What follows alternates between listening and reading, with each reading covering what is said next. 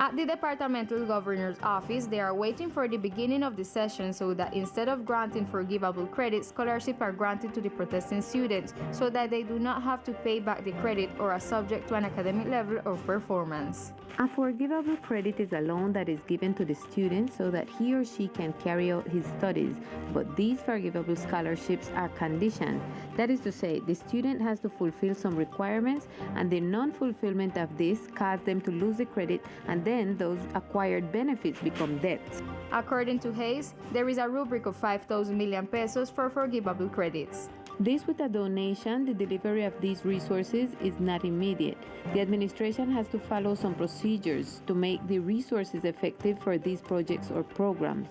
The interim governors say that they are subject to assembly to begin to meet to request the addition of 5,000 million for forgivable loans.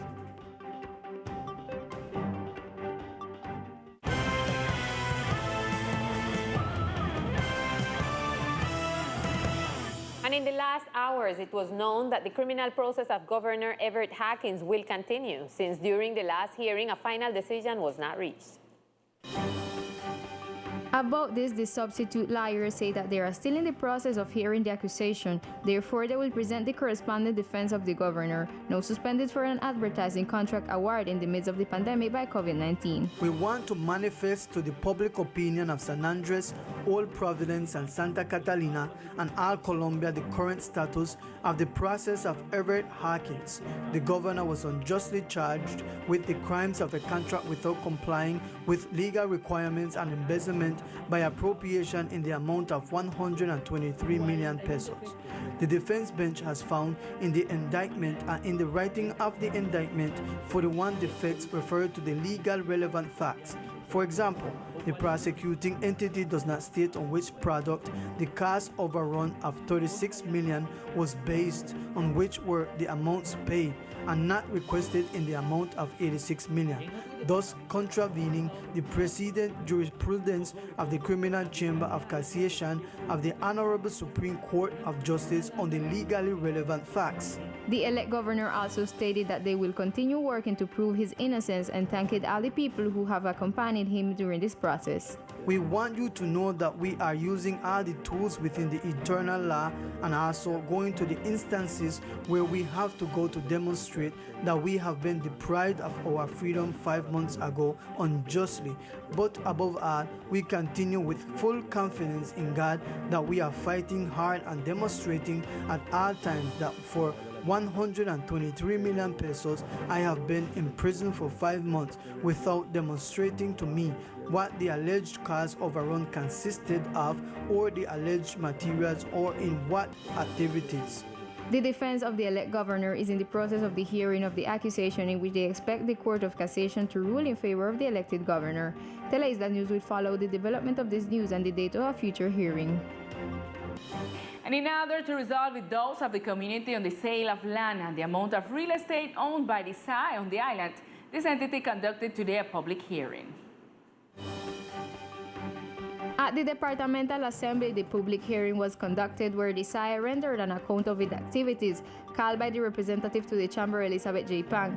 At the meeting, the properties seized from the drug trafficking that are in the possession of the entity were disclosed, as well as the properties and resources delivered to the departmental government. The representative to the Chamber indicated that this meeting seeks to solve the concerns of the community. This is an opportunity for the community of San Andres, Old Providence, and Santa Catalina to know all the information about all these assets and properties that the SAI has under their administration and what has happened with the products that are for rent. All these things are very interesting for the community to know, and through this exercise, all the concerns that the community has can be solved. Andres Avila, president of the SAI, spoke about the amount of real estate owned by the entity on the island and the work being done with hotels and establishments in the process of legal definition, as well as the number of resources that the SAI has delivered to the departmental government. For us, it was very important to attend this visit and come to this public hearing in order to be able to tell the Rizal community what is the designation of the assets that we manage on the island. We have here more than 150 properties for which they are going through a management process. Through leasing sale, we are explaining to the community how the SAI has disbursed more than 40,000 million pesos over the past 5 years. We have been reviewing the issue of tres casitas and other issues associated with hotels and establishments we have here. The president of the Special Asset Society indicated that as well as in San Andres, the entity has lots in Old Providence for the realization of projects that will benefit the community.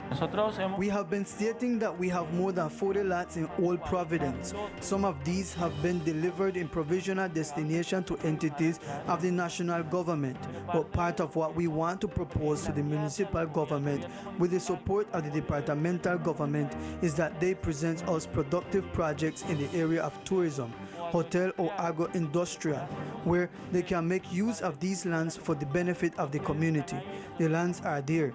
We are ready to support. Then it is only a matter of they presenting us these projects that are required.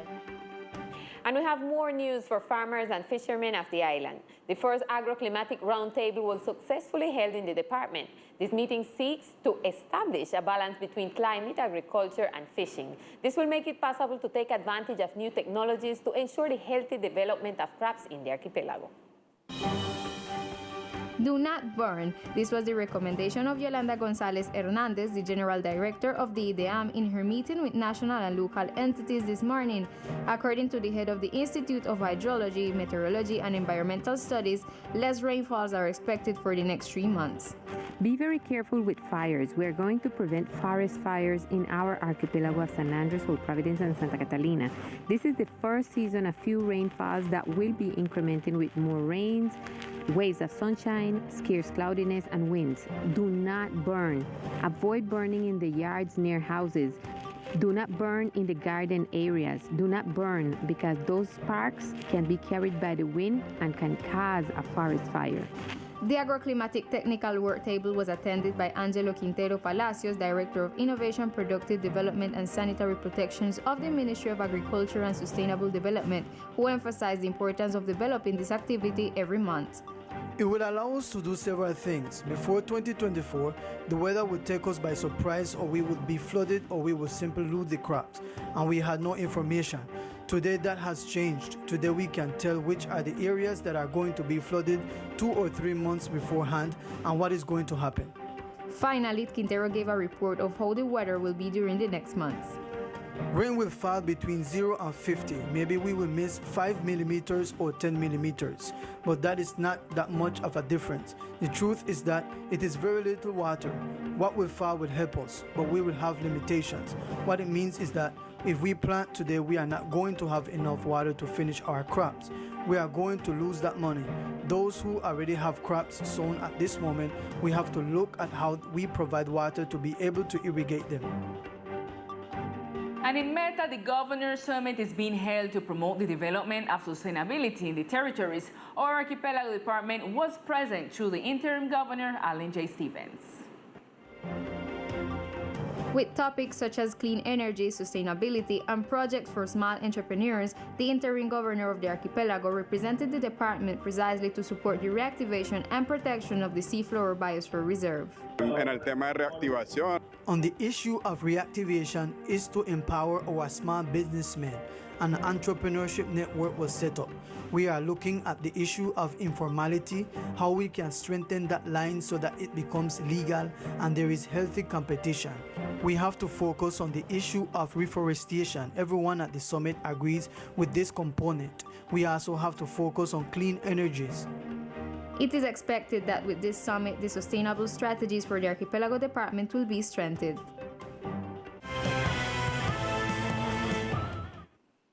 Now we continue with news from the sister island of Old Providence. Ombudsman Carlos Camargo presented to the Rizal Council the project of the Itinerant House of Rights for the municipality, which will be developed with the support of the Techo Foundation and young volunteers from the island. Today, the Itinerant House of Rights was presented to the members of the Rizal Authority of Old Providence, a place where the community will be oriented in terms of human rights, constitutional and legal measures, and where they will also be able to file petitions. We celebrate the start of the construction project of the Itinerant House of Rights that we have decided to undertake with the participation of the International Foundation Techo. Today we were visiting and taking a tour of the territorial space, the property, the land where this building was built. The building will be physically located in the Bottom House neighborhood and with people traveling to different places to talk and listen to the communities. Esta edificación beneficiará. This building will benefit more than 5,700 people with a population of more than 1,000 children and adolescents. That special protection that they require and that they deserve from the Ombudsman. Finally, the director thanked the Techos Foundation for joining the Ombudsman Office in the commitment to strengthen communities' leadership. And the search continues for the missing fisherman Rafael Hulson, who disappeared more than 2 days ago in the island of Old Providence. The fisherman was last seen by his companions on a fishing trip. A senior fisherman has been missing for more than 50 hours in the island of Old Providence. Coast Guard authorities were informed by family members of the disappearance after having gone fishing. Se destacó una unidad de guardacosta. A Coast Guard unit was also deployed with the accompaniment of several fishermen who joined the search. The search was conducted throughout the night with negative results. Authorities have been searching for the 14-foot panga at the different places where they estimate the boat could be adrift. Subsequently, the Navy has deployed surface units, the Ark Tono, and also helicopters on several occasions and airplanes that have been supporting the search in different sectors where it is believed that the missing person could be. In spite of the efforts, still no positive result has been achieved. Sin embargo, mantenemos la búsqueda en el día de hoy nuevamente. However, we will continue with the search. Today, the helicopter left again. We even embarked one of the family members to accompany us in the search so that he could identify the places where the family member usually fishes. So far, we have not had positive results, but we will continue with the search and we will do everything possible to find this person. It is hoped that Quintal will soon be able to return home.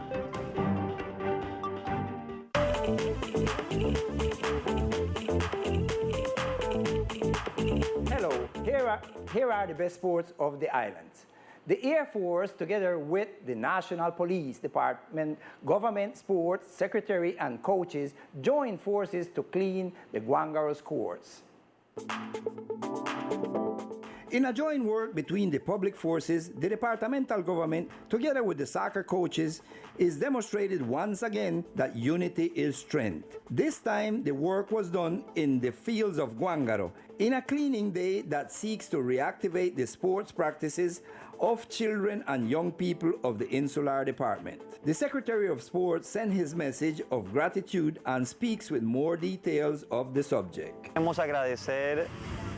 We want to thank our different forces such as the National Police, the Air Force, the maintenance group of the government, the group of teachers and technical directors of the discipline of soccer, who have joined with the departmental government to work for the community of Guangaro, in this area known as Black Dog.